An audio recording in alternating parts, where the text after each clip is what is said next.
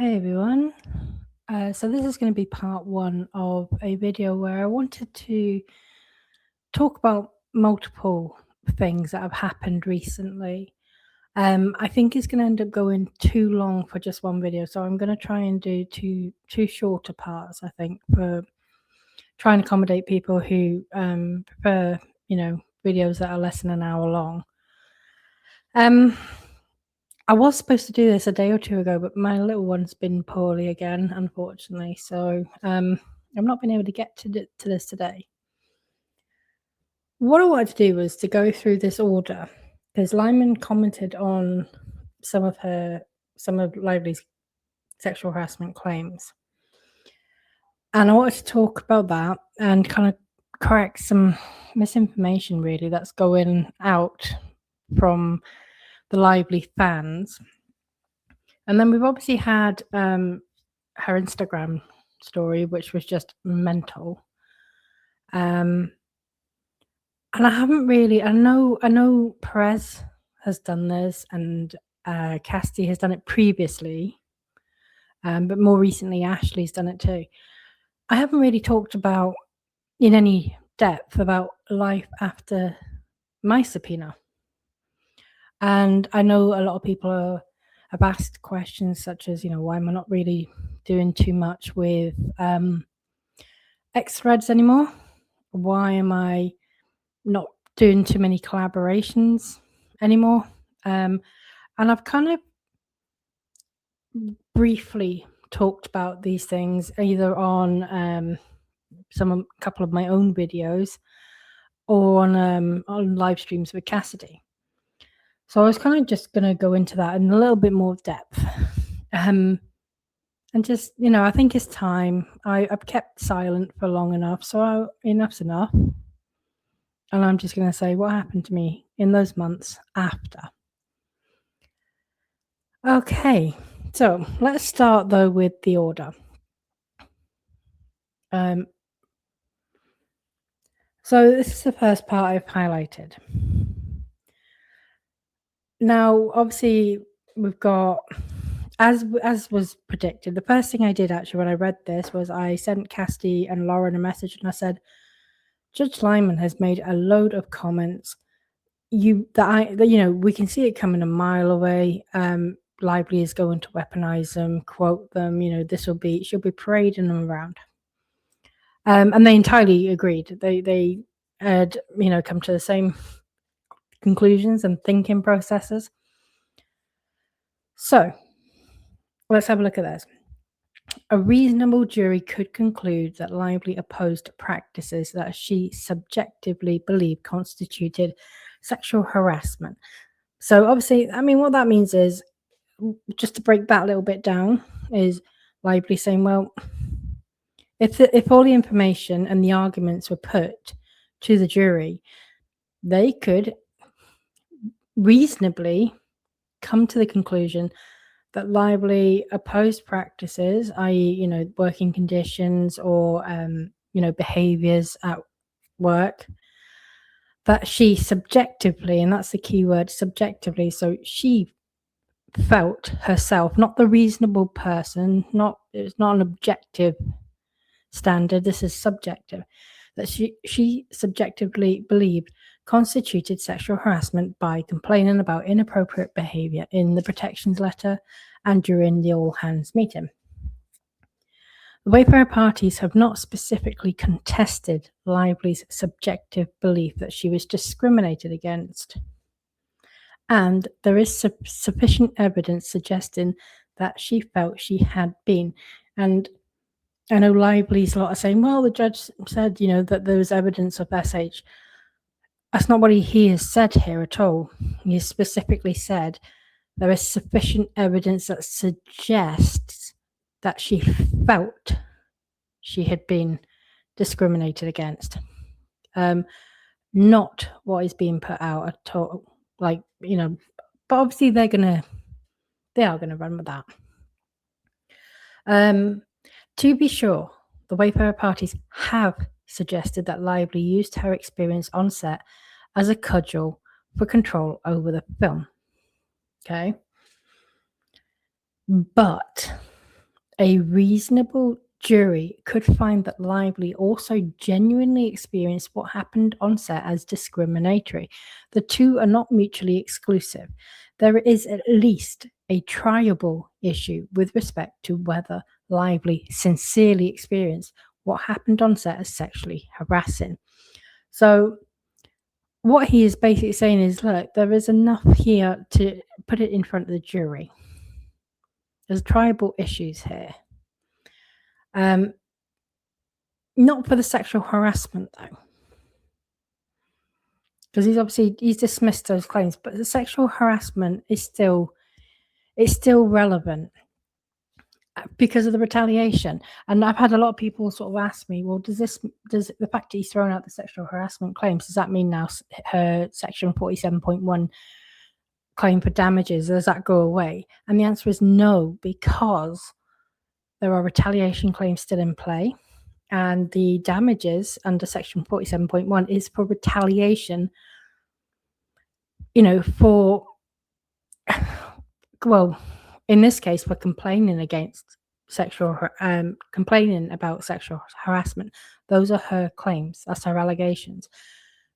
The actual statute says she doesn't even have to make a complaint. So, but she has in her view, she's pointed to various things where she has spoken to Sony, spoken to Baldoni and Heath. She has done the 17-point letter. She then had the all hands meeting. There will be things that Wayfarer will point to and say, well, hold on, she didn't go to SAG-AFTRA. She didn't go to any union at all. She, she didn't go to HR. They were so interested in the HR and lack of it, but yet she didn't attempt to pursue it anyway. So, it's irrelevant. But if you look at the deposition testimonies, Lively's lawyer spent far too long asking each member of Wayfarer about what about the policies? Your name was on the policy and you don't even know yours. What sexual harassment training have you had? But yet she didn't follow the HR process herself, despite claiming to be the HR in her PJ letter.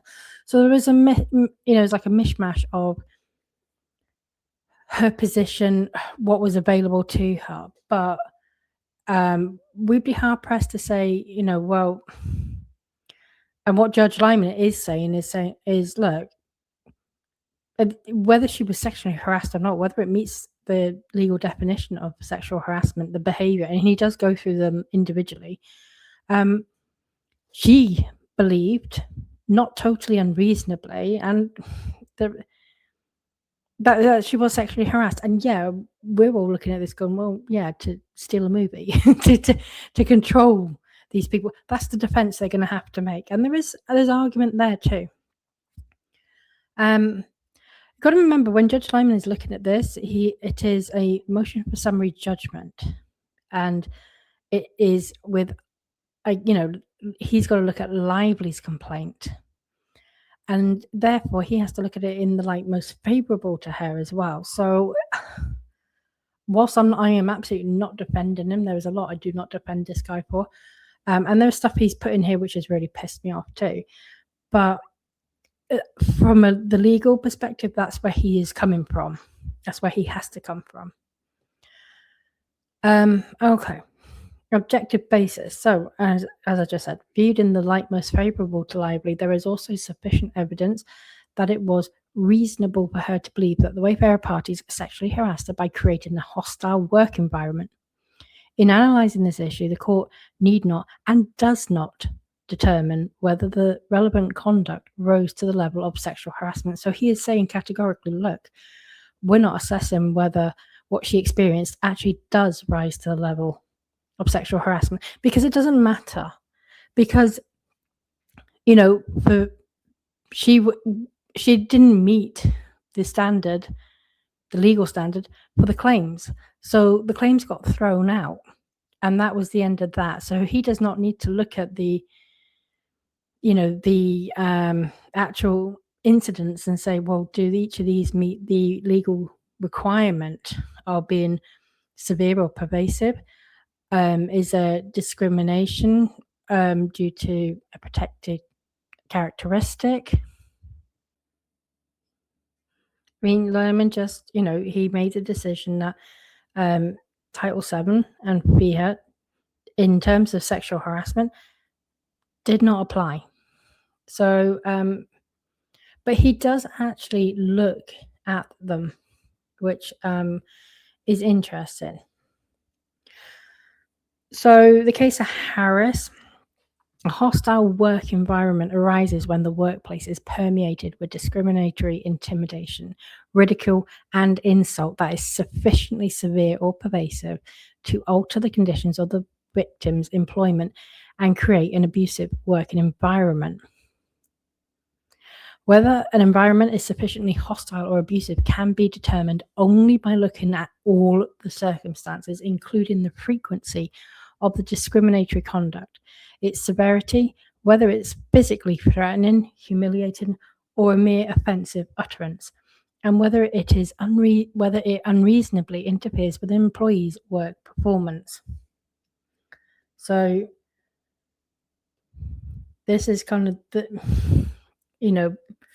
through case law, this is what the legal standard is. The relevant conduct must be discriminatory. A hostile work environment is not one that is bad for all living things in a manner that happens to involve characteristics of the protected class.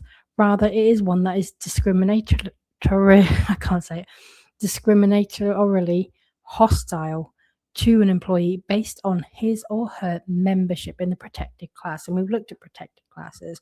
They can be gender, which is going to be the case for Lively. They can be, disability, race, religion. There is, there's multiple. And it hasn't got to fit in one box either. But Lively is about gender. In other words, a hostile work environment must have occurred because of the plaintiff's protected characteristics. So, like the hugging thing, the hugging circles that she took offense to, one of the best things that Baldoni fired back with in response was, well, hold on a minute, that we didn't just hug you. We didn't just hug the women. We hugged men too. And there was videos and images of that. So therefore, even if someone was to say, well, I felt sexually harassed by him hugging me, it was unwanted, that's fine to say that, but it's not discriminatory because of a protected characteristic, because he's doing it to men and women. And that's, that would then cause her claim to fail.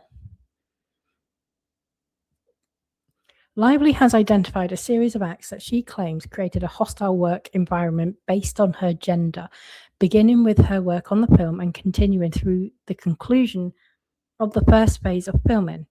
Several of the incidents either would not support a hostile work environment claim or would do so at most only minimally or in context.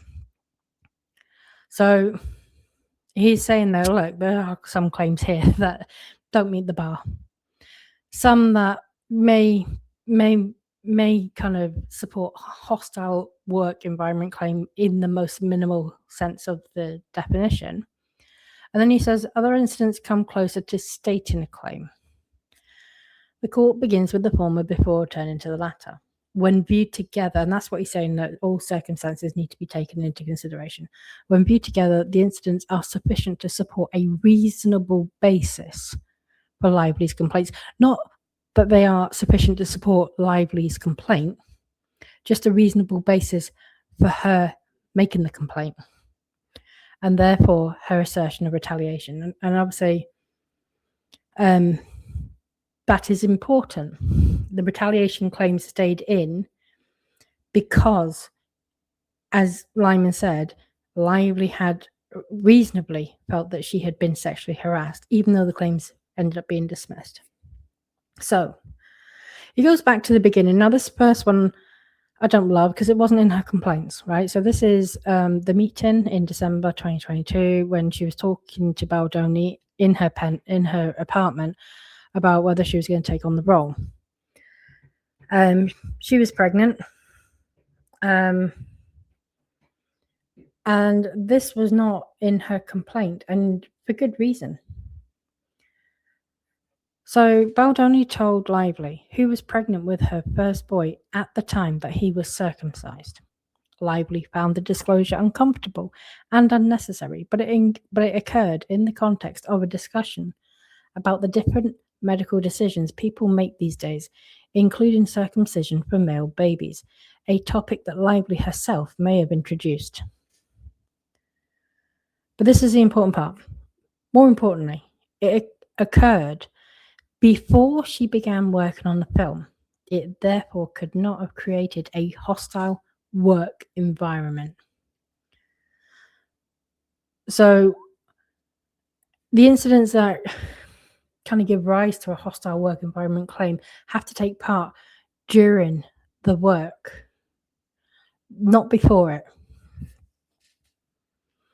Other conduct, particularly viewed in isolation, also would not give rise to a claim for a hostile work environment. Prior to principal filming, Baldoni proposed certain edits to the screenplay, including ones related to sex that Lively believed were gratuitous. That Baldoni suggested scenes involving sexual acts in the context of developing a motion picture involving such adult themes did not create a sexually objectionable environment or an environment hostile to women or to men because of sex. It would be neither surprising nor unreasonable from a creative standpoint for both Lively and Baldoni to have drafted sexually explicit material, even if some of it was not to the taste of the other.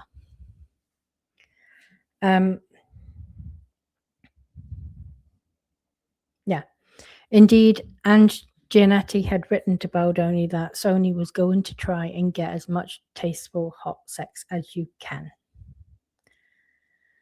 Now, there is a footnote in this which does say that it is irrelevant whether the material that they wrote together ended up in the final film or in the screenplay.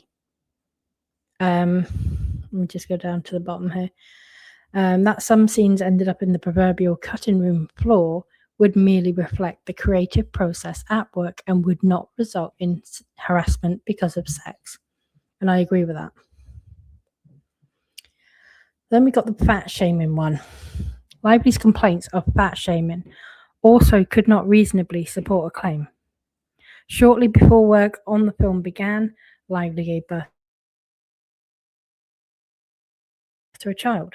She expressed to Baldoni that she wanted to be in her best shape for filming.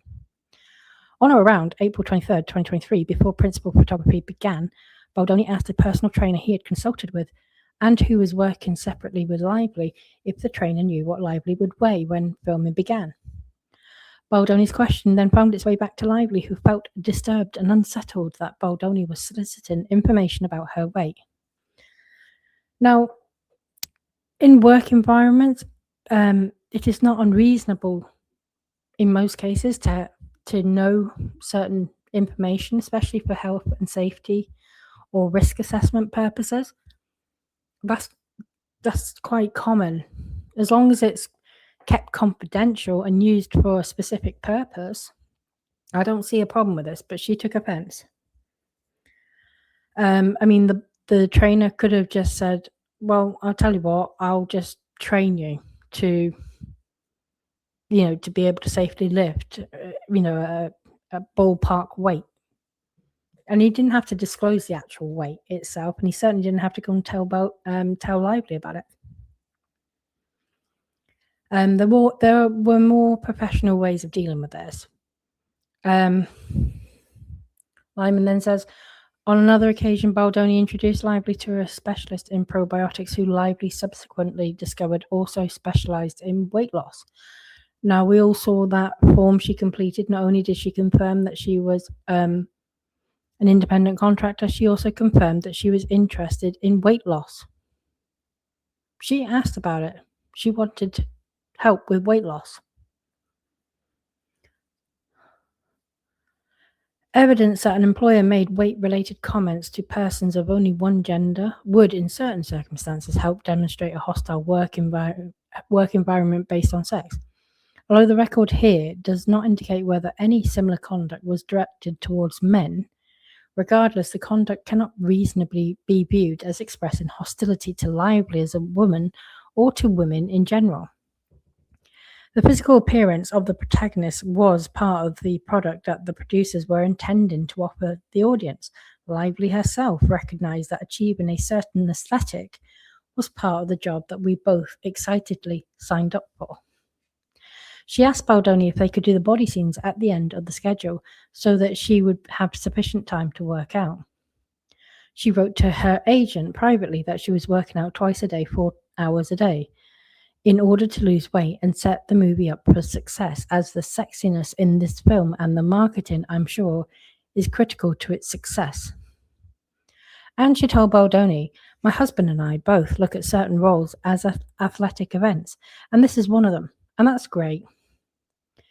Given these statements, Baldoni's actions, even if they could be viewed as gently pushing Lively to lose weight, which is not necessarily supported by the evidence, could not fairly be described as discrimination because of Lively's gender.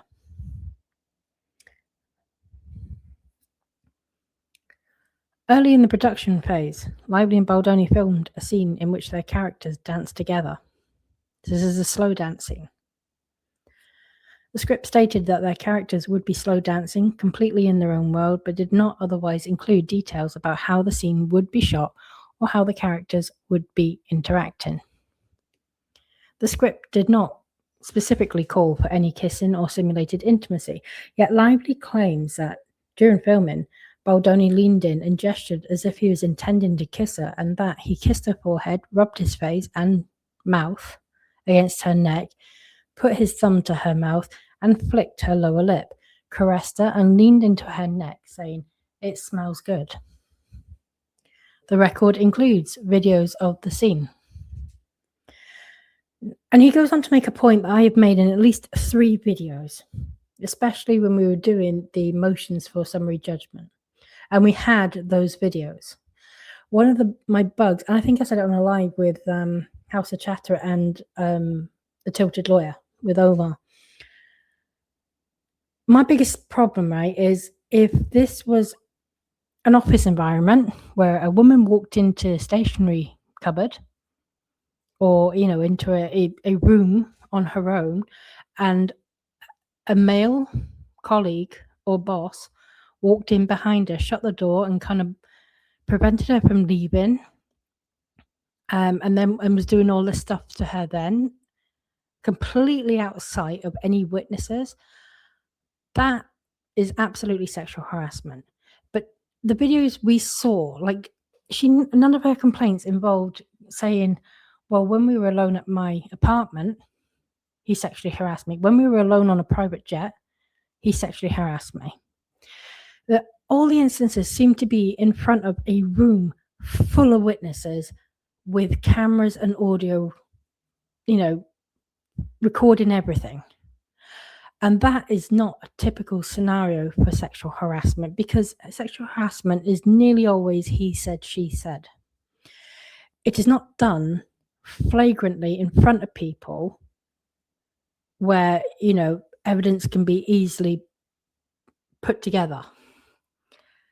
But yet it also makes no sense that if he's doing it so publicly and brazenly in front of people, then why is he not doing it in moments when they're on their own? It does not make sense. And I've said that so many times now, because that is really problematic for me.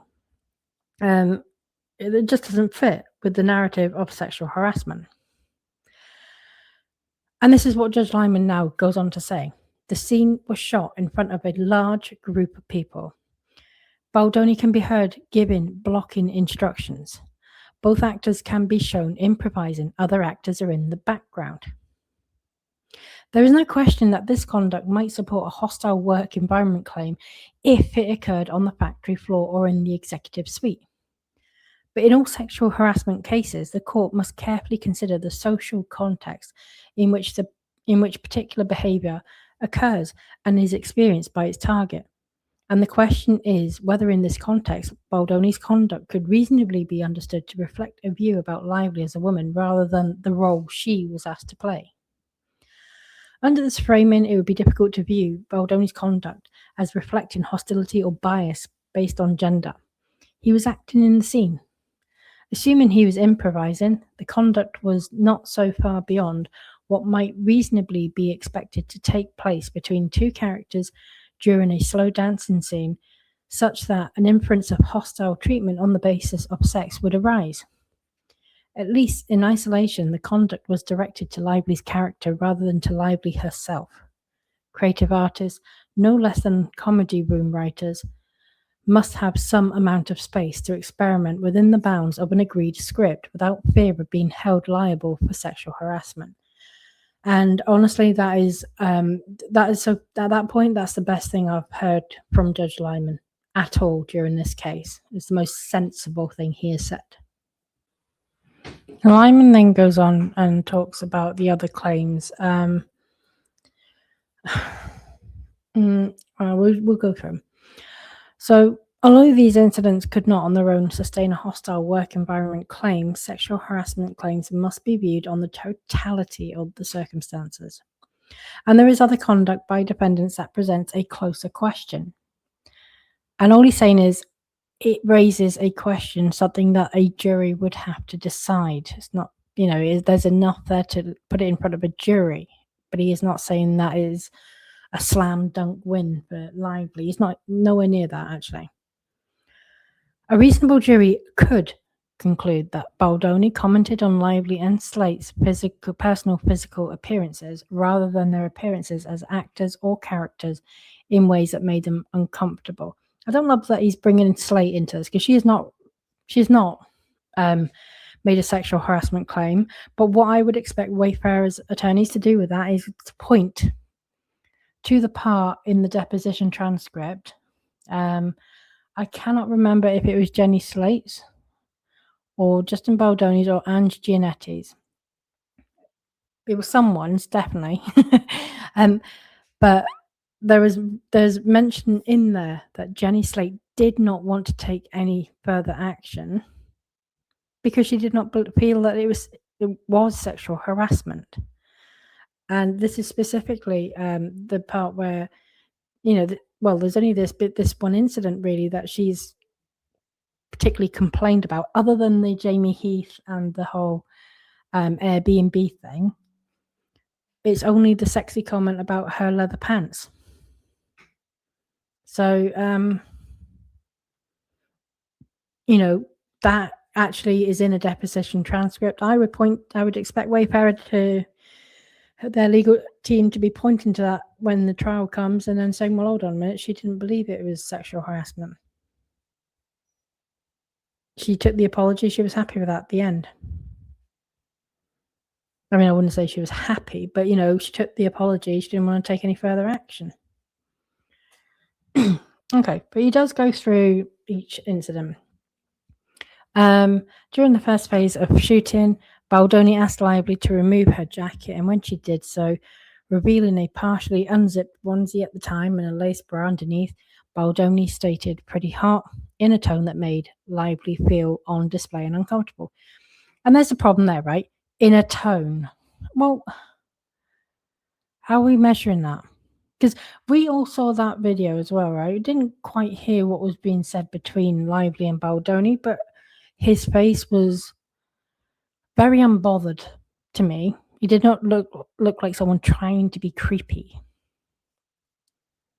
Lively responded that that's not what she was going for, and Baldoni replied sexy, to which she stated neither.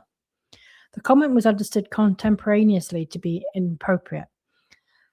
Now, putting any relevance on how Slate interpreted the comment, when we look at some of her, some of the ways, the interpretation she's placed, like on the whole Britney Spears thing, when they were talking about, specifically, Jenny Slate apologized for doing something, talking about sex, I think it was, and the Airbnb thing, the fact that Lively and her family all sleep in a bed.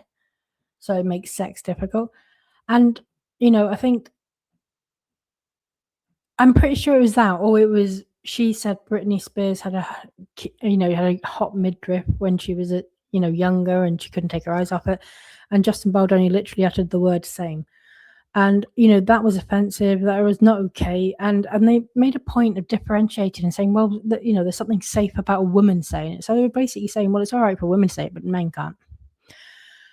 And when you're in a world and you're constantly complaining that you want equality, that's not equality.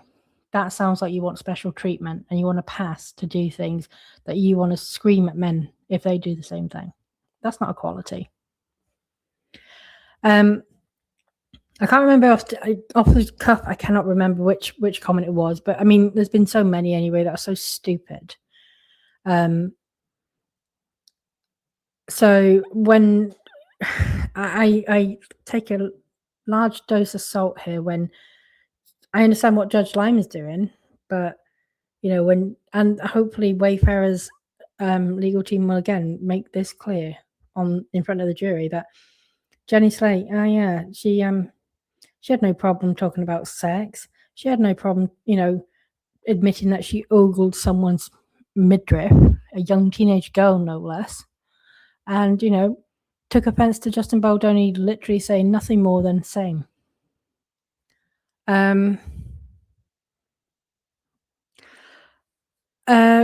So Slate told Baldoni that comments about actors' bodies and their wardrobes, right? This is the director. The director's got to be able to make comments about the fucking wardrobe. It's part of the vision. His production company has paid for the wardrobe, for the contents of the wardrobe. Why can't he make comments about it? Range from irrelevant to or unnecessary to inappropriate and distracting. And we're just not doing this anymore. Baldoni rolled his eyes and stated, sorry, I missed the sexual harassment training before walking away. Now, I didn't see him roll his eyes, but also I didn't actually see him walk away in that video. I didn't see him. I heard the comment. I missed the sexual harassment training. It was a joke. Lively has a problem taking jokes, much like, well, let's do your deposition in Madison Square Gardens. Like, look how far she ran with that. She cannot take a joke. But I did not see Justin Baldoni walk away. I saw him continue to talk. He might have leaned over to someone quickly to talk to a member of the crew, but he did not walk out of the shot. So also that day, so same day, Lively was wearing a jacket over a dress with a lower cut neckline, not in wardrobe. And when she bent down to pick something up, her jacket fell open, revealing her dress and cleavage. And Baldoni said, I like your outfit, while making a back and forth gesture across his chest area, which Lively interpreted as referring to her chest. I can't tell you how many pictures, Asshole Media has done a great job of putting them together, how many pictures there are of Blake Lively on her own social media or at premieres and promotions and various things where she is wearing nothing more than a jacket, a formal jacket with nothing on underneath and clearly showing a lot of side boob. Or she is wearing dresses that have deep cleavage lines. And she has absolutely no problem. Now, I'm not saying that automatically warrants people ogling her. That's not the case. But it sounds like on this day in particular, Lively just could not fathom how to get dressed properly. Because if you don't want people seeing your lace bra, zip up your onesie. You're on the set. You're not breastfeeding your child at that moment. So zip up the onesie and grow the fuck up. But also, if you don't want people seeing what's under your jacket because it's low cut, do the buttons up. There are some things, it's really unfair to sort of put all this on the bloke, right? You can mitigate some of this yourself. You can do up your clothes and dress yourself properly.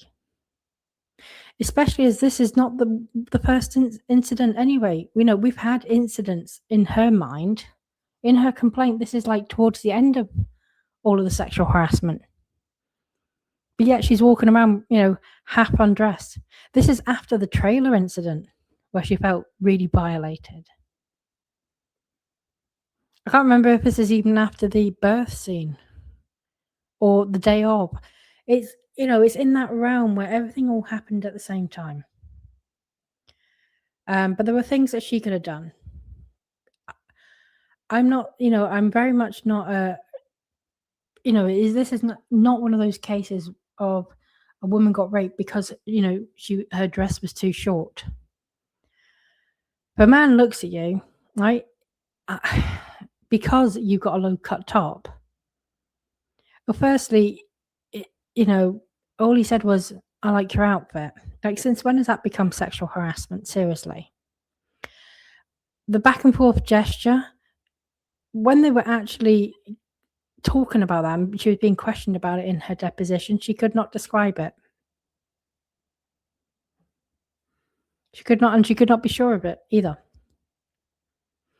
So, I mean, these are all interpretations, which, as Wayfarer said, it sounds like they are miscommunications at best, or mischaracterizations at worst.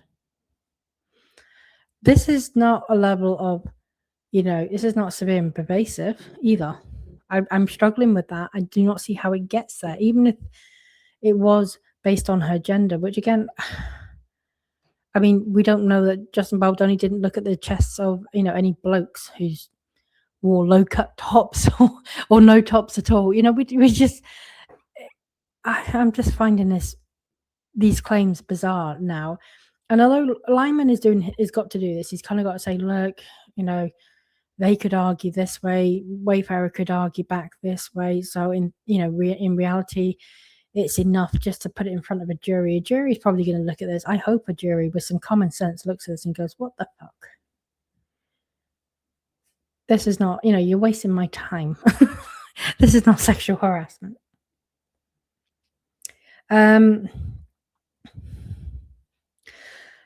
Yeah. Although Lively had referred to her own wardrobe as sexy on certain occasions, that did not open the door to all manner of comments on her appearance. And that's not unfair, but it was a character's wardrobe. And she specifically said, I'm going for sexy. That was in her text message. Like, she said, that's what we're going for, is sexy. So when your director is saying, hey, it looks sexy, to me, that's just, him affirming that, well done, you've achieved the look you were going for. I don't take that as, I find you hot. I want you. I'm not hearing that. And again, these are also instances, like, these comments were made in the same room full of people. All that equipment with cameras and audio being recorded. So the same argument still applies. But Lyman is kind of doing is in my opinion, is he's saying, well, Slate took it the wrong way too. So, or Slate took it the same way. So therefore, maybe there's a little bit more to it.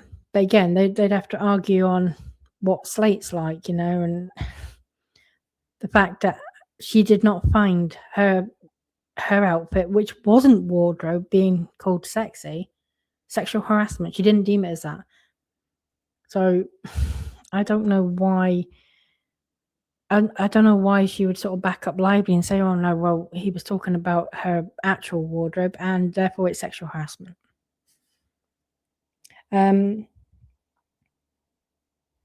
Baldoni also told Slate, who played his character's sister, was not involved in any sexual content in the film and was wearing black leather pants at the time. I can say this because my wife is here, but you look sexy in what you're wearing. And, her character, from what I remember, doesn't wear black leather pants. So that does sound like, if that's true, that sounds like that was Jenny Slate's own clothing. And I see that in itself is what separates, that is closer to meeting sexual harassment than Lively's claim of, her onesie. being unzipped. So that's how I'm viewing that, because in one context, the director is talking about wardrobe, and in another context, potentially Justin Baldoni, in his personal capacity, is talking about Jenny Slate's personal clothes. I still don't see a problem with that. You're just complimenting someone's clothes. I think it, but I can see more with Jenny Slate, or maybe that's not a good thing, especially when you follow it up and say, well, I can say this because my wife isn't here. That's sorry, when you preface it with, I can say this because my wife is here, doesn't sound great, because it kind of sounds like, well, if my wife weren't here, I wouldn't be able to say this because it's not safe. Again, I still don't think it meets any sexual harassment threshold, and neither did Jenny Slate. Then there is the intrusion into Lively's physical privacy.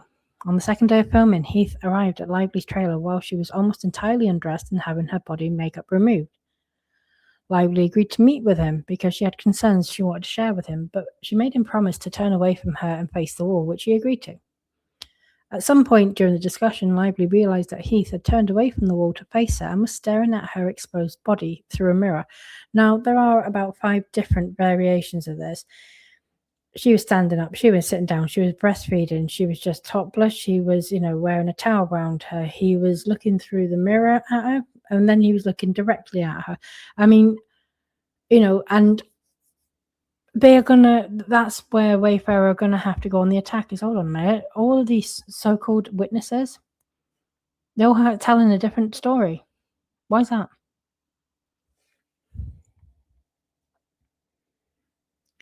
Lively confronted Heath in the moment, and he admitted to her, saying, oh, sorry, I like to make eye contact with people when I talk to them. The Second Circuit has recognised that stares at a woman's body can provide evidence of a hostile work environment, and here Lively was in a state of undress and specifically asked Heath not to look at her.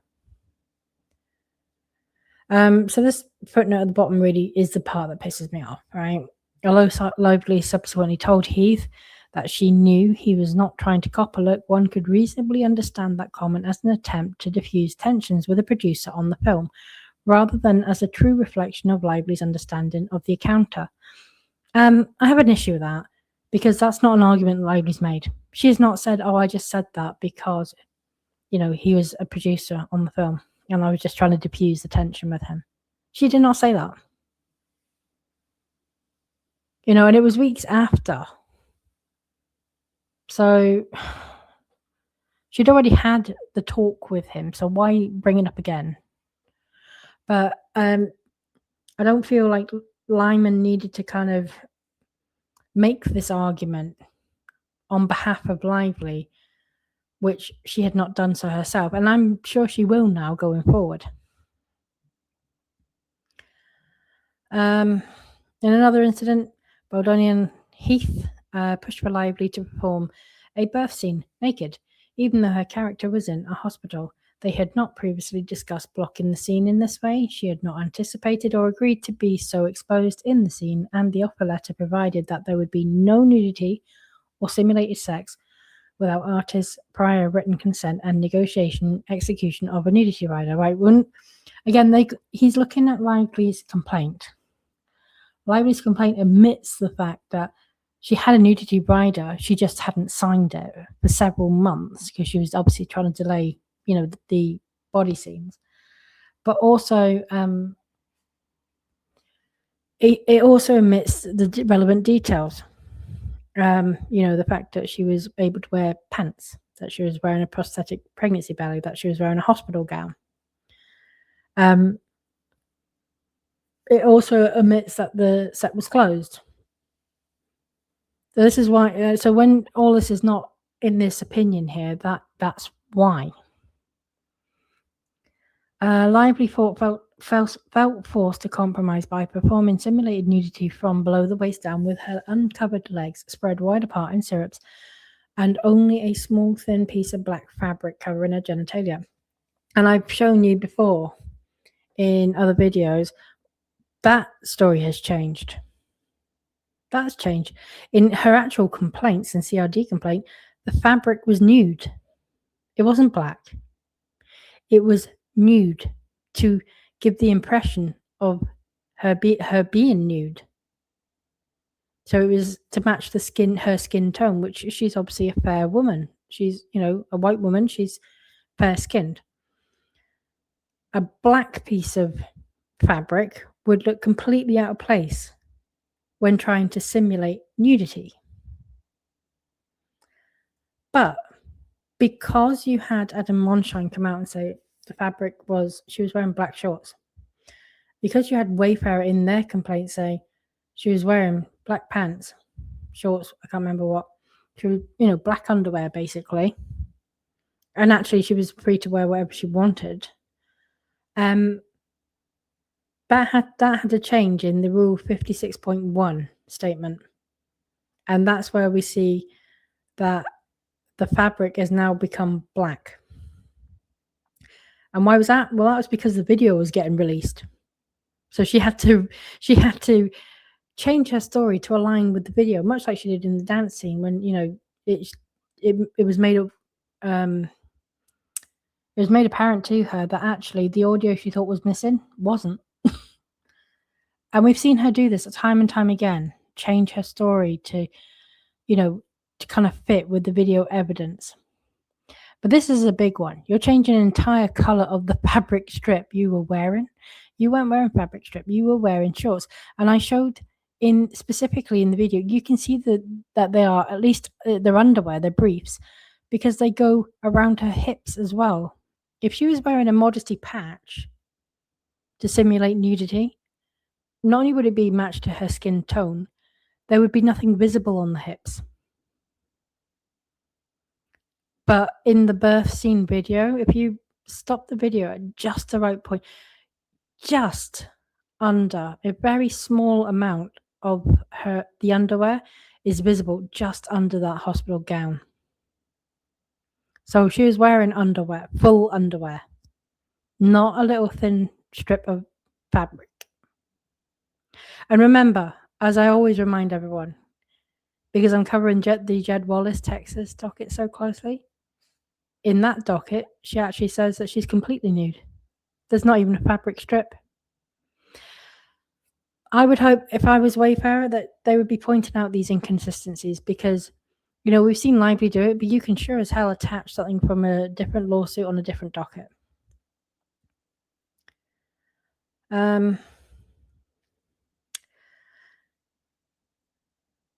Yeah, for the entirety of filming the scene, which took several hours, the set was not closed to non-essential personnel. Again, he's reading out obviously from Lively's own declaration. Wayfarer dispute that. So this is what I mean. Like, he's saying, well, based on what she says, there is some evidence. Wayfarer have already come with a lot of evidence, or their own version of events, which does not match.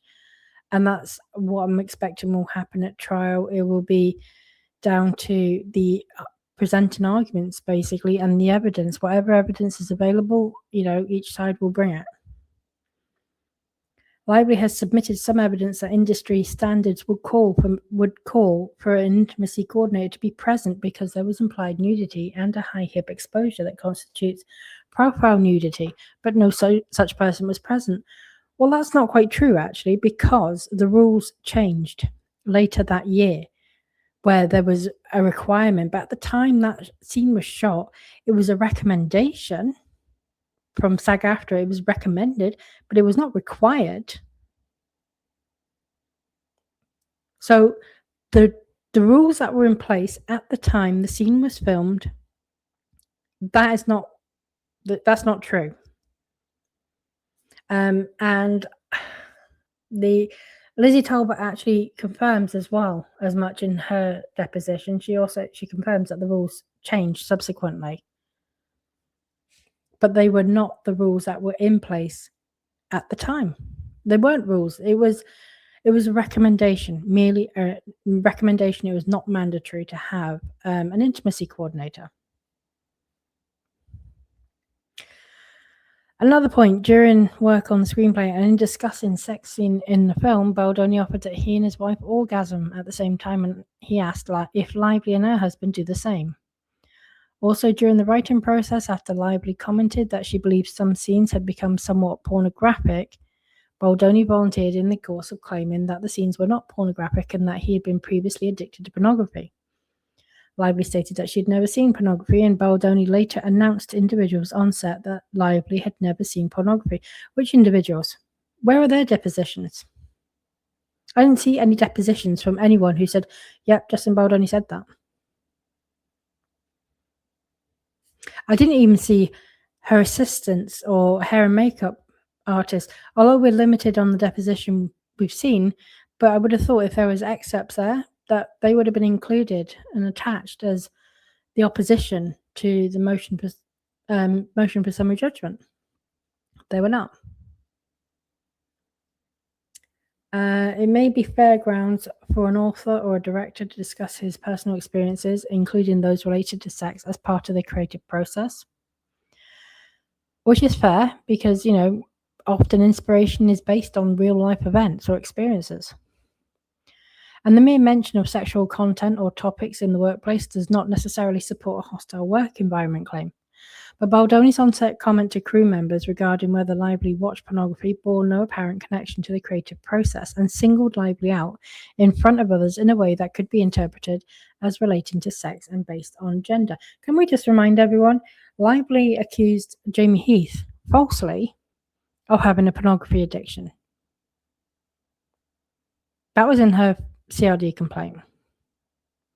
Jamie Heath has never had a pornography addiction. It is known that Justin Baldoni had. It's very public knowledge that he had a pornography addiction.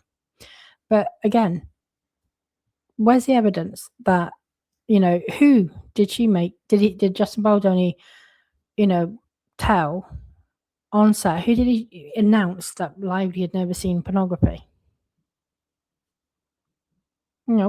Put them on the stand. Because what Liman is saying there is, look, talking about your sex life in terms of creative discussion, he doesn't think that's going to meet the bar. The bit where he says Baldoni crosses the line is where he tells everyone, he singles out Lively specifically and tells everyone she's never seen pornography. So Wayfarer are going to have to attack that. They're going to want to be, having witnesses, right? Okay, what were you told? Who said it? What context? What started the conversation? Did he just say it to be a bitch, or, was Lively talking about it? Like, did she initiate the conversation, similar to how she initiated the circumcision conversation? There will be context in all of this that is missing. I guarantee you. But if Baldoni did do that, then I have to agree. I don't think it's severe, but I can see how it's singling out, and why tell people that? I don't understand. But it is inappropriate, certainly, to make announcements, to some of stuff like that to people, especially when it's to people that you work with. It's inappropriate. I would agree with that. But I've seen no evidence that it happened. We only got Lively's word. So then there are other instances of alleged inappropriate behaviour, including one in which Heath showed Lively a video of his wife giving birth. But it suffices for present purposes to conclude that, drawing all inferences in Lively's favour, a person in her position could have understood the workplace to at times reflect a gendered and sexualized view of women, and disregard for their privacy sufficient to make it reasonable to complain about a hostile work environment based on sex or gender. So he's saying, well, in the birth video in and of itself is probably not sufficient, but you put everything together and you can see why she felt it could be inappropriate. And that's why, again, why he's putting this to a jury to make a decision. That conclusion finds additional support in the fact that Lively alluded to many of these incidents in the protections letter, and the Wayfarer parties wrote that, although their perspective differed in many aspects, they found most of her requests not only reasonable but also essential for the benefit of all parties involved. It's going to be for them to argue what they meant by that statement. She did put it in her protections letter. Now we can speculate that it was, that there was a purpose to that letter. But she wrote the letter, and she did allude to some of it, not all of it. There was things in there that make no sense. Why did she need to be able to pick an editor? Why did she need to be able to pick a producer? Why did she need to be able to pick a composer? There's things in there that set her up for the PJ, but Wayfarer are going to have to make that argument. The court did not consider whether the acts as alleged would support a jury verdict that the Wayfarer parties created a hostile work environment under FIHA. So that he's being quite explicit there. We didn't even consider whether this would support a jury verdict that Wayfarer did in fact create a hostile work environment under FIHA. It is sufficient that it was reasonable for Lively to believe that they did. So that was the standard.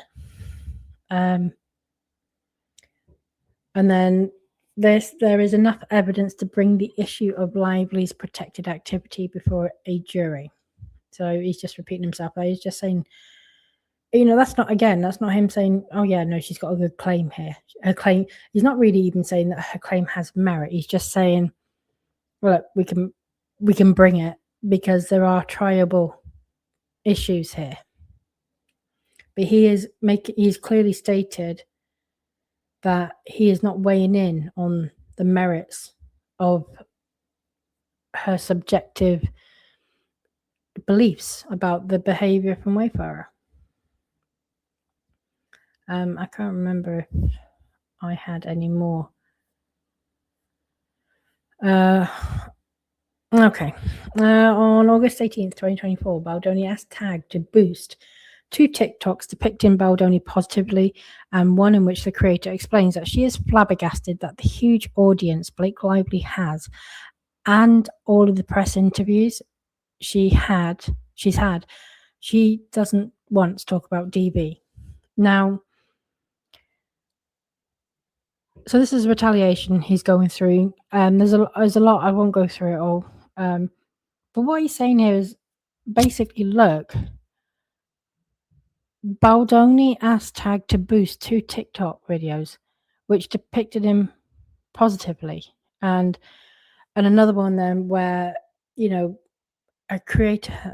content creator has stated her opinion that Lively didn't talk about DB during the promotion of a DB movie. That is not, to me, I don't see that as smearing anything. Like, Wayfarer are not creating things that make her look bad. This is stuff that already exists. And just above this bit that I have highlighted, there's mention of Shusty's video, her little bump video. Now, initially in the New York Times article, it was kind of implied that Shusty had released that video in collaboration with Wayfarer. That was not true, right? Shusty, because of her own feelings about the tastelessness of the promotion, actually decided to release that video. She held on to it for about 8 years, I think it was, and didn't do anything with it. But then she said, well, actually, she's not a nice person, and here's my experience with her. That is what a lot of people were doing.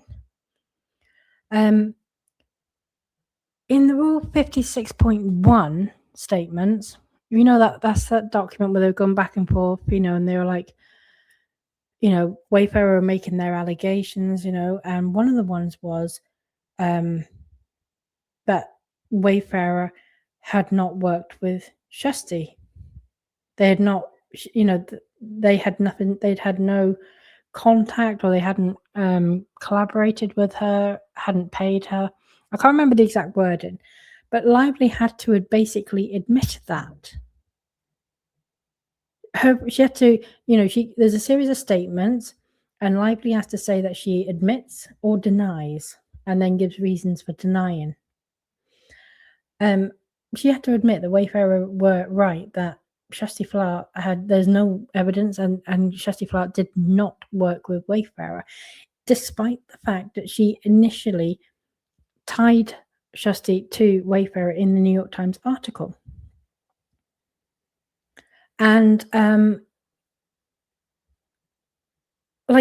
this is what was happening though, is people were organically getting pissed off and creating content. Okay, Wayfarer were talking about boosting positive things about Baldoni and stuff that, people were saying about Lively and her tone deaf marketing.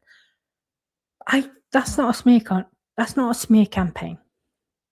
The stuff is already out there. People are already putting it out there. All they're doing is just, giving it a bump.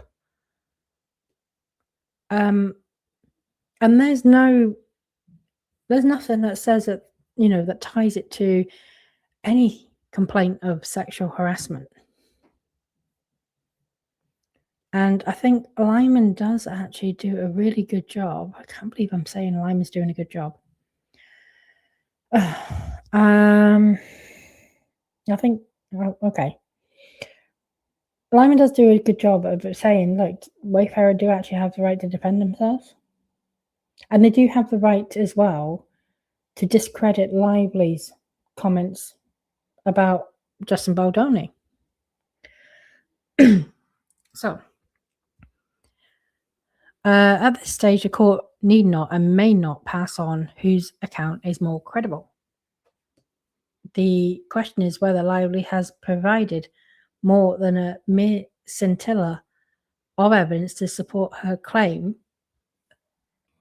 such that a reasonable jury viewing the evidence in her favour could find that the Wayfarer parties took adverse employment action against her because of her protected activities. The evidence here, viewed favourably to Lively, passes this test. And again, it's not a high bar. He specifically says scintilla. A scintilla is not, so it's got to be just like a mere puff more than 50%. It's not even 51%. It's not 51.1%. It's not 50.1%. It's less than that. It's just like the smallest amount of, more than, just 50% plus the smallest little width. It is really that fine of a line. So this is where he kind of does defend a little bit in terms of retaliation. Just because he left retaliation claims in does not mean that Liman was like, Lively does a good job. She reasonably believes that she was retaliated against, etc., etc. He does actually say, well, hold on a minute now. There's a bit more to it. So Wayfarer parties were also entitled to prepare responses to the protections letter and the accusations that it implied. That included the right to assert that the claims against them were untrue or misconstrued and that Lively could not be credited.